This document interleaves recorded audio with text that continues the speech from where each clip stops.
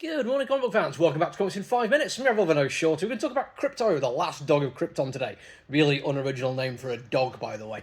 But other than that, genuinely cool comic book. I was looking forward to this one for a while, mostly because we have Ryan North involved, and I've been thoroughly enjoying his Fantastic Four recently. A comic book I've not particularly enjoyed much up until this point, but I feel like at this point in world history, I kind of need something to cheer me up every once in a while, and it's kind of nice to have just something which is there to be fun, to be enjoyed, and just to have a bit of a chuckle at, and it can be adorable and cute and all these kind of things. And this one absolutely managed it, and it managed it in a way which impressed me right from the get-go, because I wasn't overly impressed with the cover.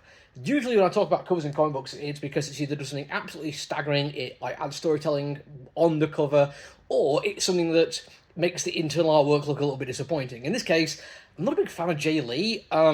It's not like he's a bad artist. He's got a certain stylistic quality which is to be admired, but he's never been something which I personally have gone my way to grab more of. So when I opened it up, instantly it's like, oh no, this is just a comic book.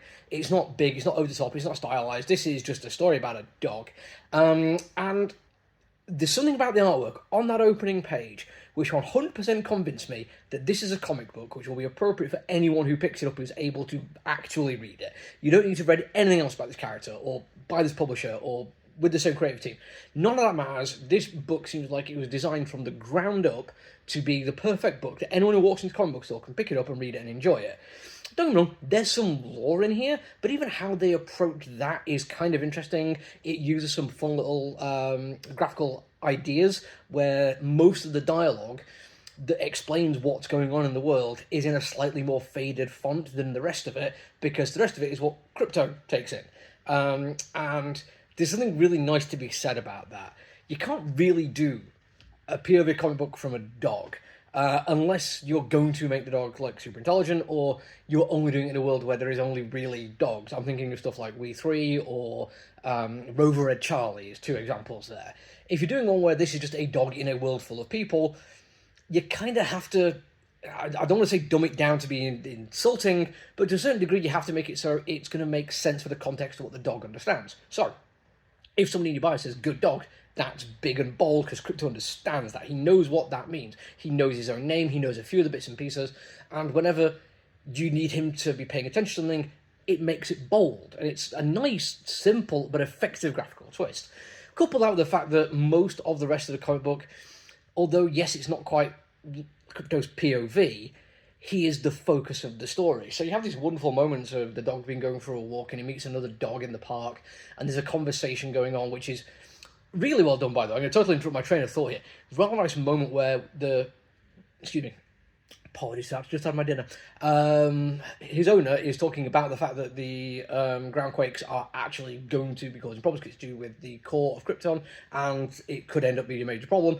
And the other person is just like, oh no, that's we've been told by the scientists that is absolutely not true. This is just one of the standard deviations from the norm that happens over time. And it's like, yeah, brilliantly put, because every time you want to argue with any climate skeptic about man-made global warming, they will tell you about Earth's natural rhythm of rising and falling temperatures, completely ignoring how much that stayed the same right up until the Industrial Revolution, how it's absolutely gone off the rails since then. And it was a really nice, just very little small thing.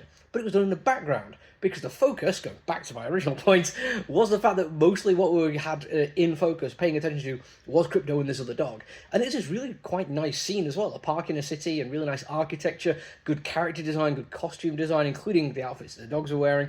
But the focus being on the dogs meant you did get this sense that the wider world was of less concern to Krypto, and that is true almost entirely throughout. Again, you get the bits where he's been spoken to and he understands more what's going on, or at least has context to put it into meaning for him.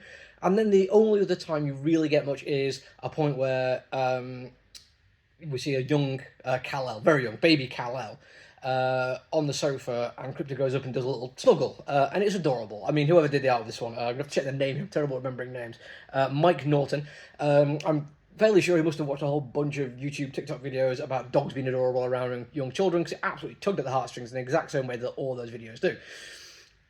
There's a couple of other really nice heartstring tugging moments in this, and then we get to this rather wonderful ending after some exposition, which is there if you need a bit. You don't particularly need it. This story isn't really about the big issues that affect Krypton and the super family. When you get to the ending, there's this rather wonderful moment where it's the only bit in the comic book where if you know more about comics and characters, you'll get a little bit more from it.